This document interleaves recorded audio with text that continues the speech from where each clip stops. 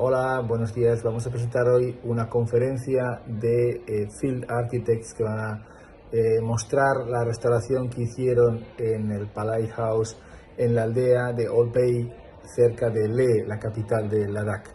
Se trata de una casa vernácula construida con técnicas tradicionales, muchas veces recurriendo a la tierra, como mortero, como renchido en cubierta, como adobes para los muros, y cómo han utilizado estas técnicas tradicionales para recuperar este conjunto. Además, es una restauración que ha tenido muy en cuenta la parte social, la parte humana, digamos, de esa aldea, y cómo ha podido involucrar a la gente que trabajaba y que vivía en el lugar en este proceso de recuperación de las técnicas tradicionales. Os dejamos con él. Greetings of the day from Ladakh, the region in Trans-Himalayas.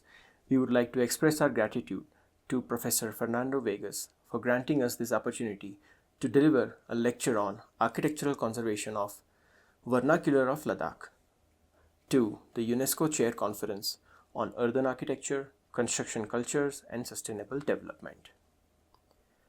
I am Suril Patel. I, with my partner Faiza Kahm, have a practice called Field Architects based in India.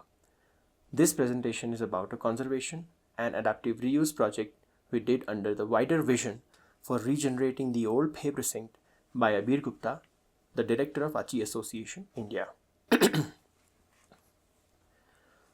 Architectural conservation in the Indian subcontinent has in recent years gradually moved beyond monumental structures towards vernacular architecture. These spaces are gaining prominence within anthropological research and are valued for the material praxis they embody. Vernacular buildings are becoming a site for study not only for their relationship with the local ecosystems, but also for their feasibility and sustainability vis-a-vis the resources they draw upon. They are indexes which connect the local to the regional, the tangible and intangible cultural heritage, and finally rediscovering a narrative around commons. As fragile ecosystems in various parts of Himalayas are finding ways to deal with climate change and a global economy, vernacular spaces are trying to rediscover erstwhile practices and formation in order to survive. Historically, the rich material culture and vernacular architecture of Ladakh evolved at the intersection of a Himalayan and Central Asian trade network. Regionally, a robust agropastoral culture developed informed by the weather systems of rain-shadow cold deserts of Great Himalayas, sparse natural resources, and mindful consumption. This enabled the region to withstand not only extreme climatic conditions, but over a century and a half of economic deprivation. During the 80s and 90s, a degree of economic prosperity and access to building infrastructure led to outmigration from erstwhile cluster settlements across Ladakhi villages. They would move out and build large standalone houses in the midst of their fields. By the 2010s, this culture of construction had peaked and reached a saturation point in the last few years.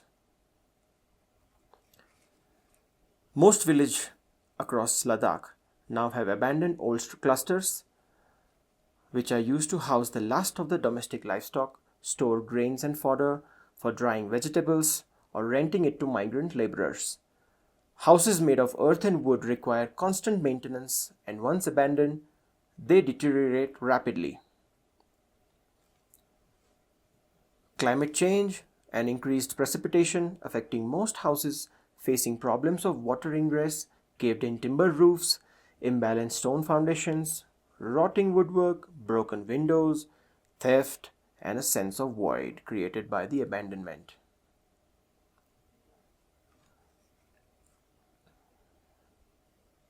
This is a documented cluster settlement of Old Phey, housing about 18 families.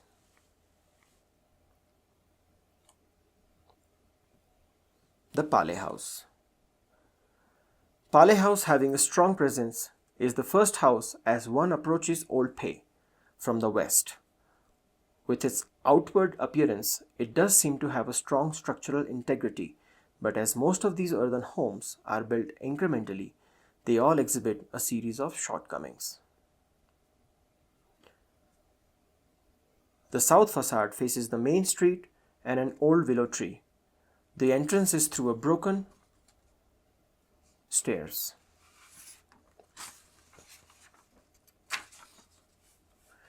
The north side has other adjoining family homes, built incrementally in the similar way, now mostly abandoned and left in poor condition. This part of the Palay House was built first. Roughly, the ground floor is about 300 years old. Firstly, as a very small set of cowshed and a store, built with round stone rubble masonry using mud mortar. Incrementally, several additions were made also to accommodate certain livable rooms at the first floor. Finally, one large L-shaped addition was made in the southwest corner, defining the layout as we see it today. This phase addition in particular also helped to accommodate the set of rooms at the first and second floor that sustained the most recent set of generations who remember the story of the house. The labyrinth of ground floor stone walls housing livestock, grain store, farm equipment, and composting dry toilets, manure chamber. Relating the incremental development of the ground floor with the first and second floor, it is noticeable how upper floor respond to the ground floor layout. At least in most cases, upper walls are rested on the walls below. In the final form of the house, most of the traditional Ladakhi houses keep livestock and store at the ground floor. At the first floor, it houses day living spaces, traditionally called chansa, which is traditional four-column arrangement with its traditional four-column arrangement called kabji, that can sit a large number of members, be it a family setting or a social one. Most activities from morning to night happen here with the hearth, called thap, as a focus. And at the back, the grain store and brewing rooms for chang, a traditional recipe for barley beer. Common hallway, stairs, daily storeroom, along with access to toilet are the subordinate spaces here. At the second floor, a set of bedrooms and a prayer rooms are there. Around an open terrace, seen typically in many large-sized Ladakhi houses. One can notice the adjoining houses along with varying roof heights and changing outlook of the incrementally made rooms. As the family size increases in the recent decades, adding a set of individual bedrooms at the second floor became the now 65 years old current owner's grandfather's project when he was young. This is a documented cross-section of the house through the living spaces at the first and open terraces at the second floor.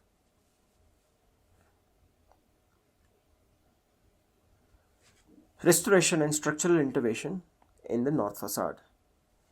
The north facade, part of the oldest phase of the house, was built with a very crude technique and a lot of damage was noticed. That required several layers of props while carefully dismantling the walls in order to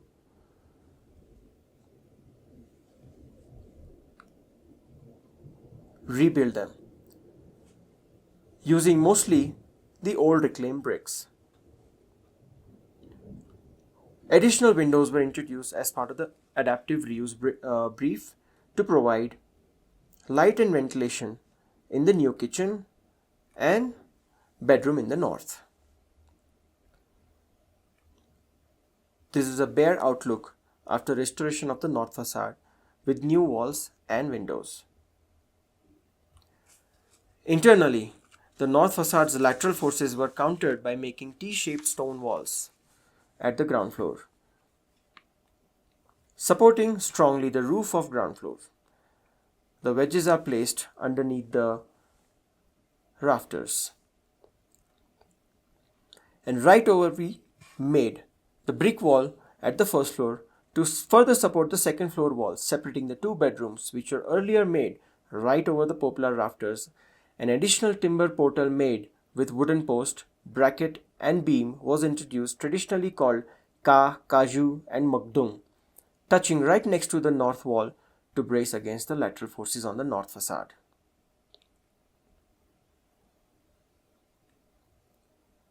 Several other places also needed structural supports where the upper walls weren't made as per the layouts below. For example, the wall between the chansa, the day living space, and the store at the back was resting over additional poplar rafters and not a continuous wall.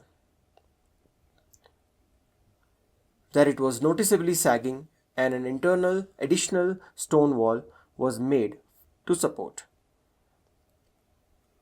Or where the ground floor rubble masonry had shifted and needed corner bracing.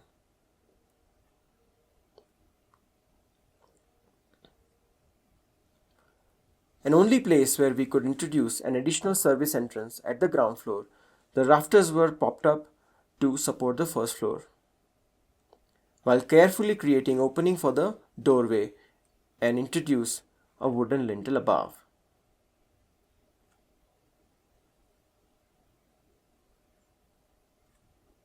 Rebuilding the entrance stair.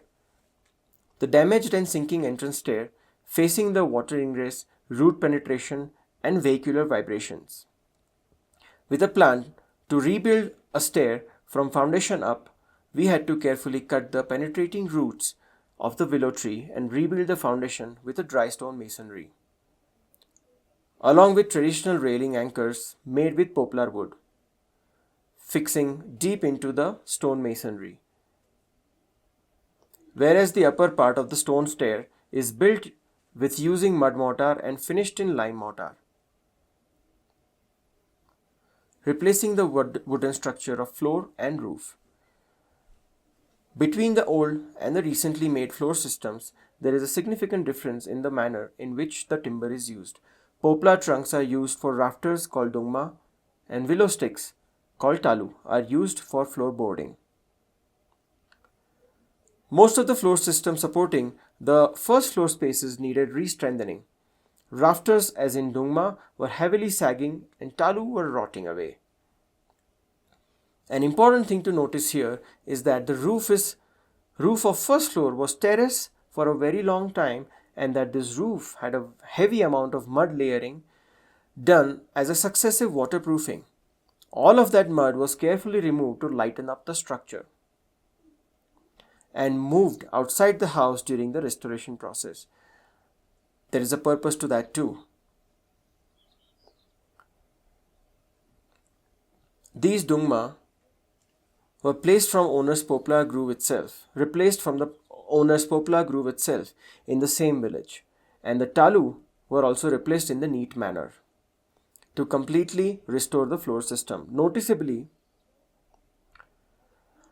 the old timber has a black coating due to smoke and soot from old fireplace.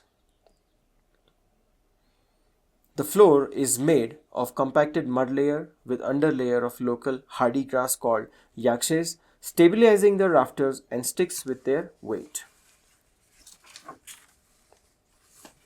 Restoration of the second floor. North and northeast side of the second floor was in a very poor condition, sharing the wall with the neighbors, experiencing water ingress, having uneven height of the roof.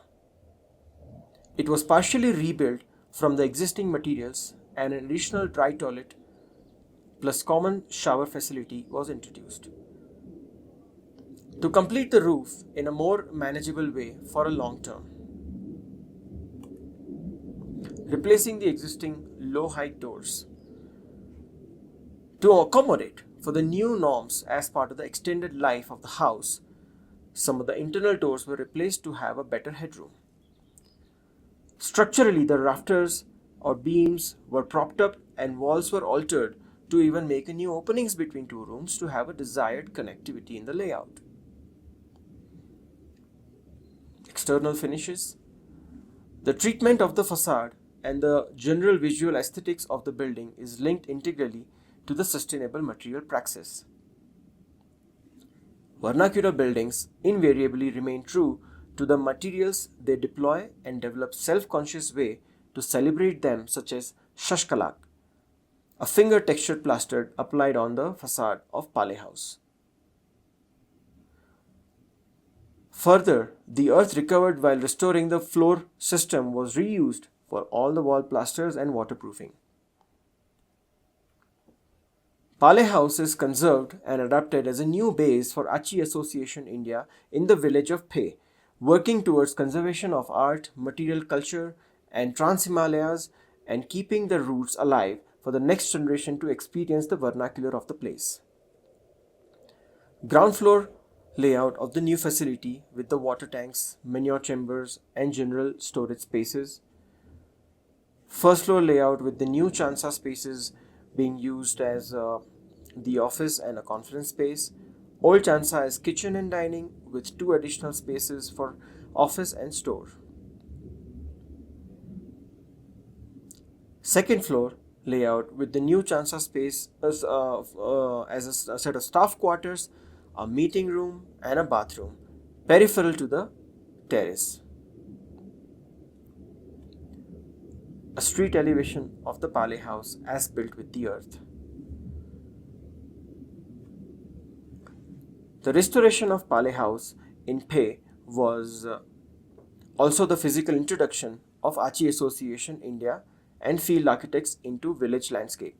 Our first goal was to develop a human connection between the residents of the village and the team who worked on site.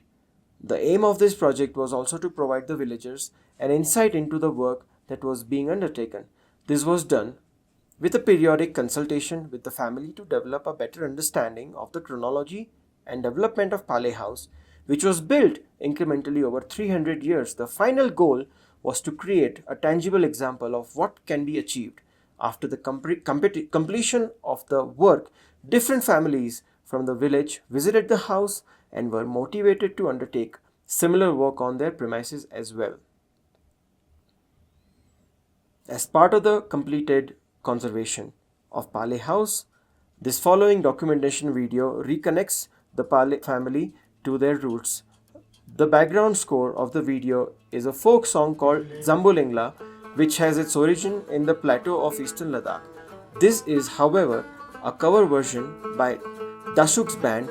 The lyrics of the song stands firmly and is adamant on its belief that all that glitters is not gold. Zambulingla chi da panzo tyo, Zambulingla chi da panzo tyo, Zambulingla se chi da panzo tyo, Zambulingla se chi da panzo tyo. पहले 18 house hold था, 18 house hold, फिर वो joint family जो है breakup होके फिर अलग अलग होके फिर कोई वहाँ चला गया। नहीं तो इस छत से हम 4, 5, 6 घरों में जाते थे।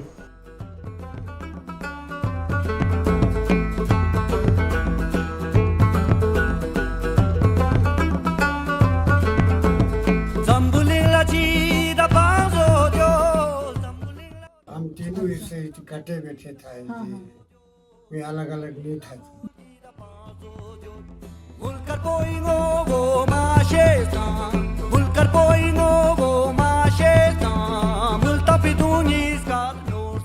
हाँ, इधर तो बहुत ठंडा था, तो थोड़े से कहीं से उधर बाग में लकड़ी लेके थोड़ा इसमें लकड़ी डाल के ऐसे करते रहते हैं, ऐसे क्या बस।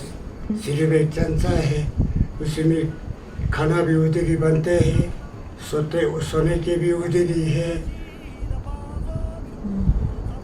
बड़े जो लोग हैं वो कहानियाँ सुनाते, बहुत अच्छी कहानियाँ। फिर बच्चे ना डिनर के बाद उसका वेट करते थे, आज कौन सा कहानी सुनाएंगे। फिर वूल का काम, जैसे काम वीविंग वगैरह होता था, वो सब बैठ के विंटर में बुखारी जला के, आग जला के कहानी सुनाते ऐसा होता था।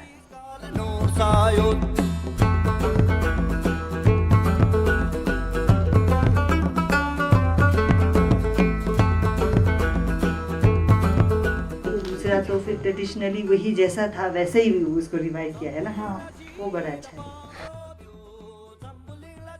ये कमरा बनाने के टाइम मुझे याद था ये वाला और ये वाला, बाकी जो ये छत का ये रूम और वो रूम तीनों पहले था।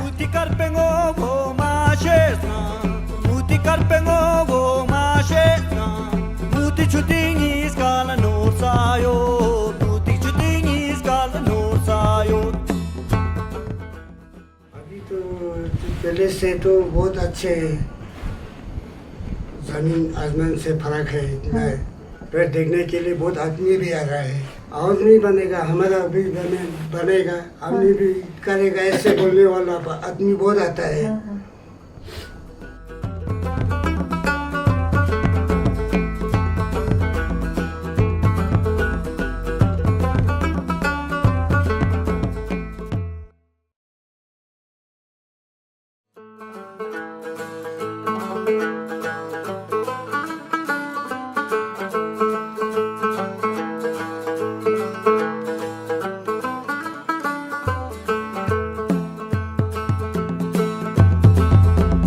Zambuling la chi da panzo tyo, zambuling la chi da panzo tyo, zambuling la ser chi da panzo tyo, zambuling la ser chi da panzo tyo, ser pa ser